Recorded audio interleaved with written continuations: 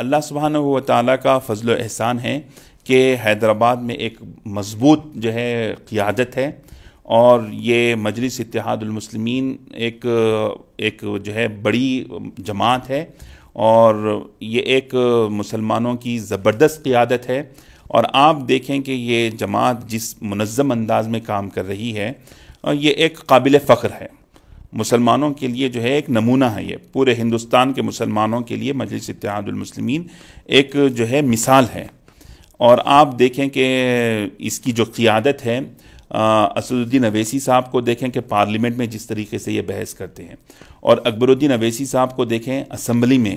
یہ کس طریقے سے بحث کرتے ہیں۔ تو یہ دونوں کو دیکھیں پارلیمنٹ میں اور اسمبلی میں، یہ دونوں جس طریقے سے بحث کرتے ہیں کہ ان کا مقابلہ کوئی نہیں کر سکتا۔ تو یہ ایک مثالی قیادت ہے، اور مجلس کی قیادت کے اندر یہ بیسیکلی مجلس کی قیادت میں ایک بنیادی پہلو غیرت کا ہے۔ تو یہ غیرت کا پہلو آپ کو جو ہے نا مجلس کی قیادت میں نظر آئے گا۔ تو یہی وجہ تھی کہ جو ہے نا مجلس کی قیادت یہ غیرت کی وجہ سے ہی جو ہے یہ سارے معاملات پیش آتے رہے ہیں۔ تو مجلس آج بھی جو ہے حکومت کا حصہ نہیں بنتی ہے، وہی جو ہے غیرت آڑے آتی ہے، تو غیرت کی بنیاد پر ہی یہ فیصلے کرتے رہتی ہے۔ تو اور یہی غیرت ہے، اور آج بھی آپ دیکھیں کہ مجلس کے قائدین کی خوبی یہ ہے کہ وہ اسلامی غیرت ان کے اندر نظر آتی ہے۔ آپ دوسرے قائدین کو دیکھیں، مندروں میں چلے جاتے ہیں، آپ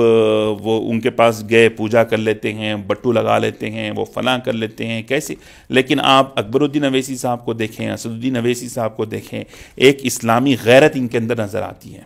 یہ ایک جو ہے نا ان کے اندر ایک اسلامی حمیت آپ کو نظر آئے گی۔ تو یہ اوپر سے چلے آ رہی ہے غیرت، تو یہ غیرت کی وجہ سے بڑی بڑی قربانی اس جماعت نے دی ہے۔ تو اللہ تعالیٰ اکبر الدین اویسی صاحب کو صحت سے سرفراز فرمائے، اور اکبر الدین اویسی صاحب وہ ہیرا ہے،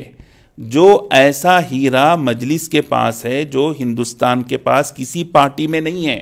اور وہ انسٹیٹیوشن بلڈ کرتے ہیں، اتنی صلاحیت ان کے پاس ہے کہ وہ پورا نظام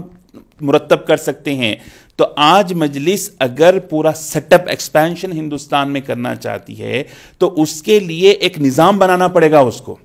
اور وہ نظام ہیڈ کوارٹر دارالسلام ہوگا، اس کا سیٹ اپ ہونا پڑے گا، وہ سیٹ اپ پہلے بنانا پڑے گا، اور وہ سیٹ اپ اسی وقت ہوگا، اور اس کے لیے میرے حساب میں اکبر الدین اویسی صاحب موزوں شخصیت ہے۔ وہ ہیڈ کوارٹر ہو، وہ ہیڈ کوارٹر لیڈ کرے۔ اگر آپ دیکھیں بیرسٹر اسد الدین اویسی صاحب نے حالیہ عرصے میں جو ایک مسلم کمیونٹی ایک دباؤ میں تھی، ایک پریشر میں تھی، اور ایسے وقت میں کوئی شخص مسلمانوں کے لیے آواز اٹھانے کے لیے ایک فکرمند تھا، خوف زدہ تھا، اور بل پر بل پارلیمنٹ میں پاس ہو رہے تھے مسلمانوں کے خلاف میں، طلاق ثلاثہ کا مسئلہ تھا، اور NRC کا مسئلہ تھا، دیگر 370 کا ایشو تھا۔ ایسے وقت میں مسلمان، آج بہت سی اپوزیشن ہے، مجلس کی بھی اپوزیشن ہے، کسی کی کوئی آواز نہیں اٹھ رہی تھی، حتیٰ کہ کسی عالم کی بھی آواز نہیں آ رہی تھی۔ ایسے وقت میں اسد الدین اویسی صاحب نے پارلیمنٹ میں جو آواز اٹھائی، جو آرگیومنٹس کیے، اور جو بحث کی، اور جس انداز میں طلاق ثلاثہ کے مسئلے میں انہوں نے جو گفتگو کی، میں نے وہ آرگیومنٹ سنے ہیں، وہ بحث میں نے سنی ہے، جو اسکالرلی انہوں نے بحث کی ہے۔ ایسا معلوم ہو رہا تھا کہ ایک بہت بڑے عالم کے انداز میں، جن کو چاروں مذاہب پر نظر ہے، اس انداز میں انہوں نے طلاق ثلاثہ کے مسئلے پر گفتگو کی۔ تو وہ کوئی معمولی گفتگو نہیں تھی جو انہوں نے جو ہے پارلیمنٹ میں بحث کی۔ NRC کا مسئلہ ہو، جس دلیری کے ساتھ انہوں نے بحث کی، اور جو علمی انداز میں انہوں نے گفتگو کی، قانونی پہلو کو